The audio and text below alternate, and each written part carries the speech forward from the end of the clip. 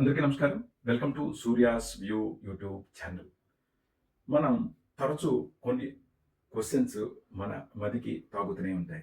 మా పిల్లలు అందరి ముందు మాట్లాడలేకపోతున్నారు. చాలా పిరికి వాళ్ళలాగా ఉన్నారు. అలాగే మా పిల్లలు 10 మందిలో కలవలేకపోతున్నారు అని ఫ్రీక్వెంట్‌గా ఎయిదర్ మనం వేరే వాళ్ళకి చెప్పడం గానీ, వేరే వాళ్ళు మనకు చెప్పడం గానీ జరుగుతూనే ఉంటుంది. అయితే దీనికి కారణం ఎవరు? దయచేసి ఈ వీడియో మీరు స్కిప్ చేయకుండా చూడండి. ఈ వీడియోని మీ కామెంట్ నాకు తెలియజేయండి. ఇది ఎందుకంటే ప్రతి ఒక్కళ్ళకి పిల్లలు ఉన్న వాళ్ళందరికీ కూడా చాలా ఇంపార్టెంట్. సో, ఈ క్వెషన్‌కి యాక్చువల్‌గా రీజన్ ఎవరు? అంటే మన పిల్లలు పిరికితనంగా తయారవ్వడం, 10 మందిలో కలవలేకపోవడానికి కారణం ఎవరు? ముమ్మాటికి కారణం తల్లిదండ్రులు మాత్రమే.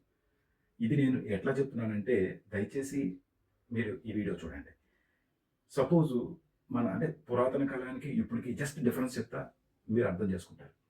ఇదివరకు మన ఇంటికి ఎవరైనా ఒక గెస్ట్ అంటే మనం ఆంటీ, అంకుల్ అంటాం. పిల్లలు ఆంటీ, అంకుల్ వచ్చారంటారు. అలా ఎవరైనా మన ఇంటికి ఒక గెస్ట్ ఫ్యామిలీ వస్తే మనం ఏం చేస్తాం? మనం కూర్చుంటాం. మనతో పాటు మన పిల్లల్ని కూర్చోబెడతాం. వాళ్ళతో పిచ్చాపాటి మాట్లాడుతూ ఉంటాం. అయితే ఈ రోజుల్లో మీరు గమనిస్తే గనక ఆ ఫ్యామిలీ వచ్చినా కూడా మనం ఉంటాం. తల్లిదండ్రులుగా మనం ఉంటాం. పిల్లలు ఒక్కసారి హాయ్ చెప్పి, బాయ్ చెప్పి వెళ్ళిపోతారు. ఎందుకు అంటే డబుల్ బెడ్‌రూమ్, త్రిబుల్ బెడ్‌రూమ్ ఈ ఎఫెక్ట్స్.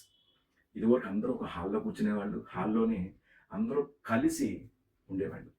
చక్కగా మిగతా టైం అంతా కూడా హాల్‌లో చక్కగా ప్రశాంతంగా ఉండేవాళ్ళు.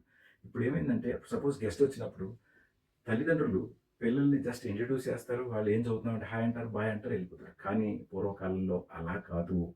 వాళ్ళు ఏం చేసేవాళ్ళంటే ఎవరైనా ఆంటీ, అంకుల్ వస్తే వాళ్ళు వాళ్ళని క్వెషన్‌లు అడిగేవాళ్ళు. ఏం చదువుతున్నావు? First question. ఎన్ని మార్కులు వస్తున్నాయి? ఎక్కడ చదువుతున్నావు? నీకు ఇంట్రెస్ట్ ఉన్న సబ్జెక్ట్ ఏంటి? అట్లా వాళ్ళు ఒక్కొక్క క్వెషన్ అలా, అలా, అలా అడుగుతున్నారు. అలా అడగడం వల్ల అవతల వాళ్ళకి కూడా కాన్ఫిడెన్స్ పెరుగుతుంది. ప్లస్ ఒక డైరెక్షన్ ఏర్పడుతుంది. ఎందుకంటే ఈ అడిగే క్వెషన్‌లలో కొన్ని భావాలుంటాయి.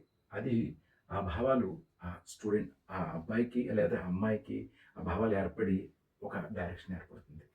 అలాగా స్లోగా వాళ్ళు క్వెషన్‌లు ఫేస్ చేస్తూ ఉండడం వల్ల ఆటోమేటిక్‌గా ధైర్యం అనేది ఇన్‌బిల్ట్ అవుతుంది. ప్లస్ మింగిల్ అవుతారు.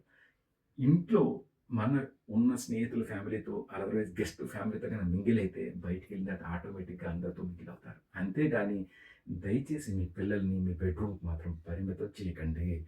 మీ బెడ్‌రూమ్‌కి కానీ మీ పిల్లల్ని పరిమితం చేశారు అంటే కనుక వాళ్ళ కెరియర్‌కి గానీ, వాళ్ళ పిరికితనానికి గానీ, దానికి తదనుసారంగా ఏమైనా పర్యవసానం ఉంది అంటే గనక తల్లిదండ్రులుగా ముమ్మాటికి మీదే రెస్పాన్సిబిలిటీ. దయచేసి పిల్లలని జీవన స్రవంతిలో కలపడానికి ట్రై చేయండి. వాళ్ళకి కొంచెం మొబైల్ దూరం పెట్టండి. ఈ బెడ్‌రూమ్స్‌లోంచి బయటకు వచ్చి హాల్‌లో కూర్చొని అందరితో మాట్లాడే కల్చర్‌ని అలవాటు చేయండి. సో, హోప్ నా వీడియో మీకు నచ్చినట్లుగా భావిస్తాను. దయచేసి అందరం కలిసి మాట్లాడుకుందాం. హ్యాపీగా ఉందాం. Thank you so much. Survey జన సుఖినో భవంతు.